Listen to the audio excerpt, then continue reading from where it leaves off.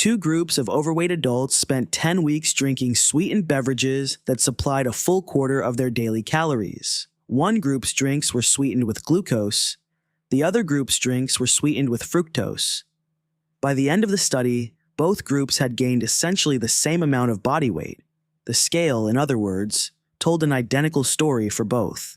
But when researchers scanned their abdomens directly, only one group showed a significant increase in visceral fat, the deep, organ-wrapping tissue linked most strongly to metabolic disease. The other sugar, consumed in the same quantity, delivering the same calories, produced no such increase. Same weight gain, same total sugar intake by weight. Two entirely different outcomes inside the abdomen, depending only on which of two nearly identical tasting sweeteners filled the glass. That result, published in 2009 in the Journal of Clinical Investigation, is one half of a two-part story about a dietary lever largely absent from most conversations about losing belly fat, a lever that has nothing to do with counting calories and everything to do with what specific ingredients those calories are made of. Most popular advice about belly fat treats calories as the whole story, and total calorie balance genuinely does matter. That groundwork has already been well established elsewhere. What that framing tends to leave out is that not all calories appear to interact with visceral fat tissue the same way, even when total energy intake and total weight change are held essentially constant.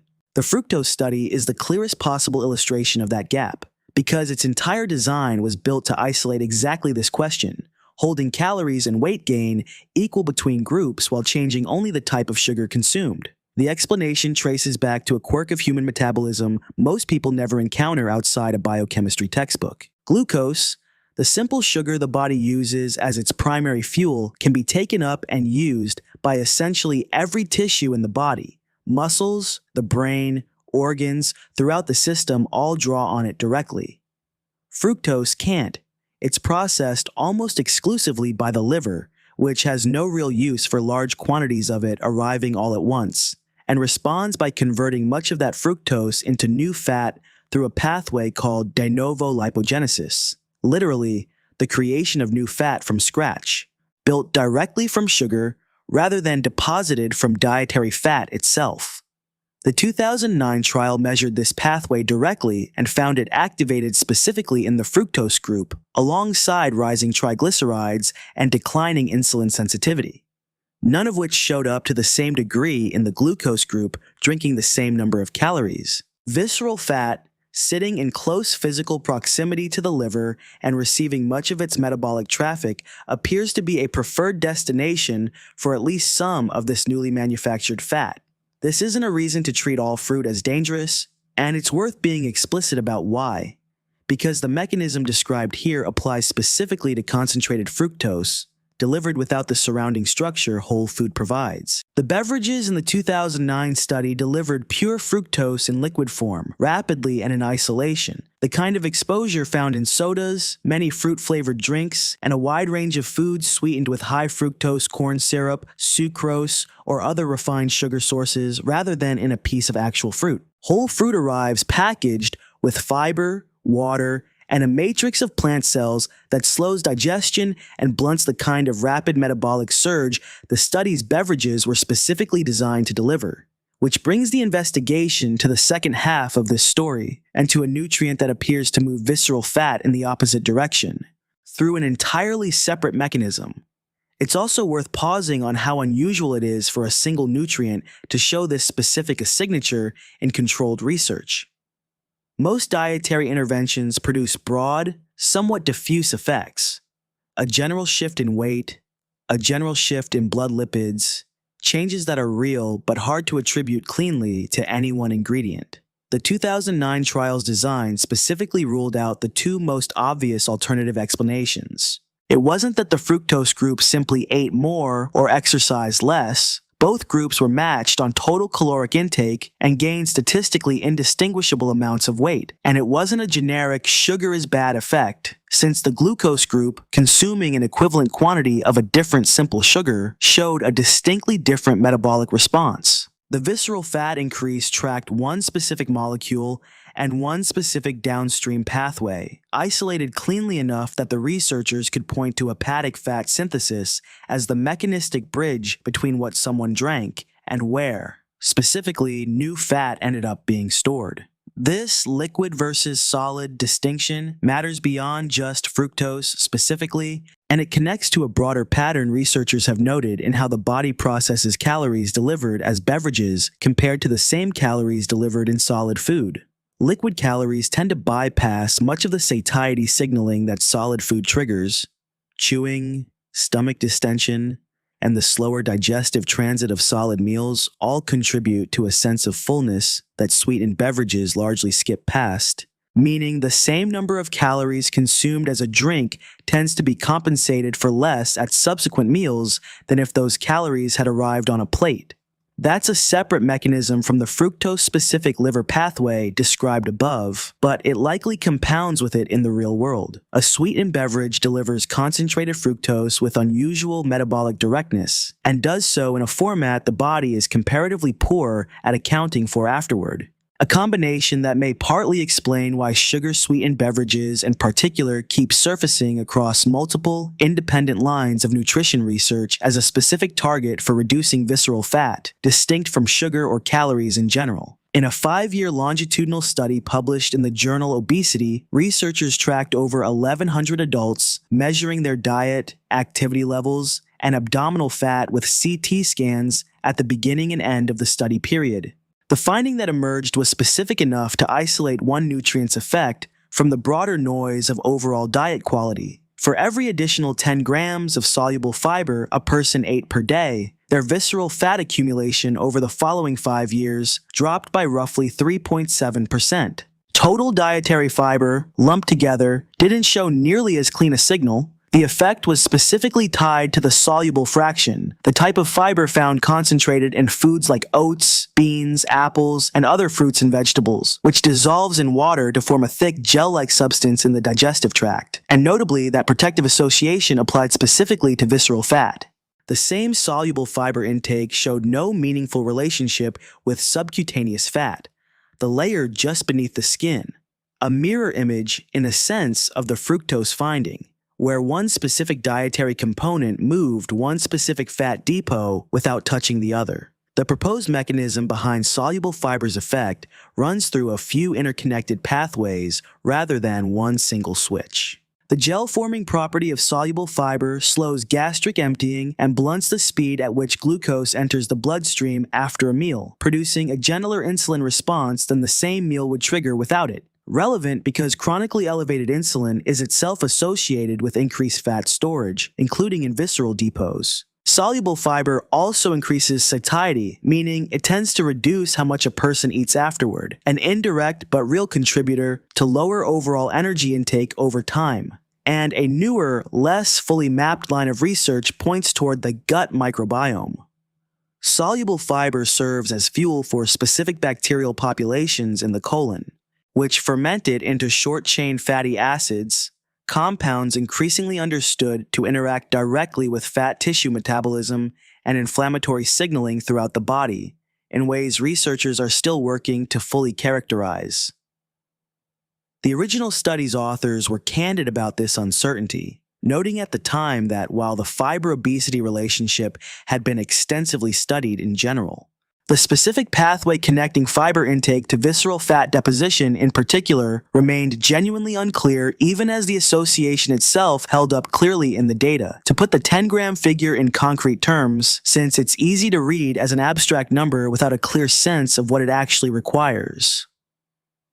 Researchers involved in the study estimated it as roughly the amount found in 2 small apples, a cup of green peas, and half a cup of cooked pinto beans, combined.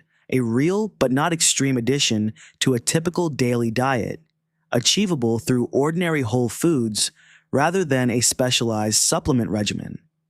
That's a meaningfully different ask than most dietary interventions studied for fat loss, which often require substantial, sustained calorie restriction to produce measurable results. Here, the association showed up alongside no explicit instruction to eat less overall, Fiber's relationship with visceral fat accumulation held even as a standalone dietary variable, separate from whatever else was happening with total intake.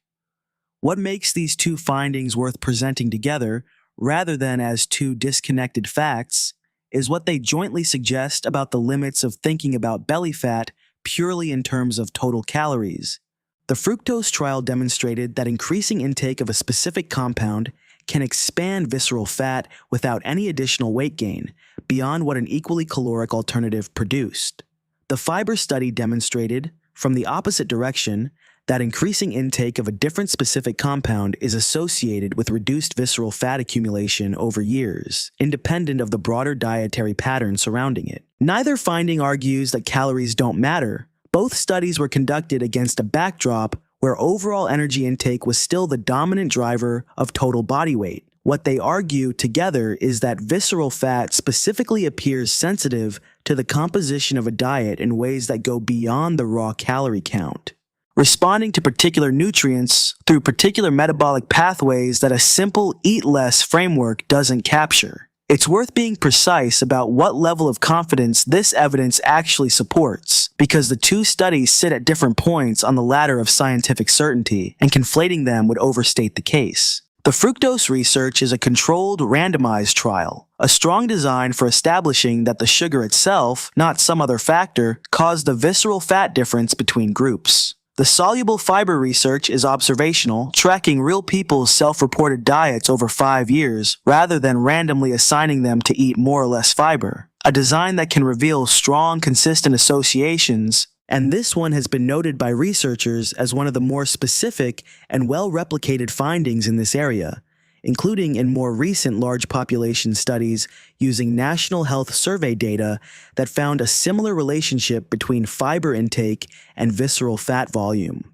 But an observational design, however well conducted, can't rule out every possible confounding factor the way a randomized trial can. People who eat more soluble fiber may differ from those who don't in other ways that weren't fully captured by the study's statistical adjustments. The honest summary sits between proven mechanism and unconfirmed correlation, a genuinely promising, mechanistically plausible, and reasonably well-supported pair of dietary levers, not a definitively closed scientific case in either direction. There's a further limitation worth naming specifically because it affects how broadly either finding should be applied. The 2009 fructose trial, while methodologically strong, followed participants for only 10 weeks. Long enough to detect a real, measurable shift in visceral fat and liver metabolism, but not long enough to say with certainty how that effect compounds, plateaus, or potentially reverses over years of sustained exposure or reduction. The fiber study's 5-year window offers a longer view, but was conducted specifically in a cohort of Black and Hispanic American adults selected for elevated cardiometabolic risk. A population choice that strengthens the study's relevance to groups disproportionately affected by visceral fat-related disease, but leaves some open question about how precisely the same 3.7% figure would generalize to a different demographic starting from different baseline health markers. Neither limitation undermines the core finding in either study. Both are reasons the honest version of this story includes a range of confidence rather than a single universally applicable number. Put together, what this pair of findings offers isn't a replacement for the broader principles already well established elsewhere. A sustained calorie balance still governs the majority of overall fat change, visceral and subcutaneous alike. What it adds is a more specific targeted layer on top of that broader foundation. Reducing concentrated liquid sugar sources, particularly those heavy in fructose from sodas and similarly sweetened beverages, appears to remove a dietary input that can expand visceral fat somewhat independently of total weight change. Increasing soluble fiber intake through foods like oats, legumes, and a range of fruits and vegetables eaten in their whole form rather than as isolated extracts appears to work in the opposite direction, again largely independent of whatever else is happening with total calorie intake. Neither swap requires abandoning an existing approach to diet or exercise. Both represent specific, evidence-supported adjustments layered on top of whatever broader strategy someone is already using, the kind of targeted change that becomes especially relevant once someone has already gotten the larger levers of total energy balance under control and is looking for the next, more precise place to focus. The two groups from that 2009 trial make for a useful closing image because they capture something the calorie counting mental model misses almost entirely. Two sets of people ate the same number of calories, gained the same amount of weight, followed by all conventional measures, the same outcome, and still walked away with meaningfully different amounts of the fat that actually predicts future disease risk based entirely on which specific sugar happened to be dissolved in their drink. The scale, once again, turns out to be a far less complete narrator of what's actually happening inside the body than most diet advice assumes it to be.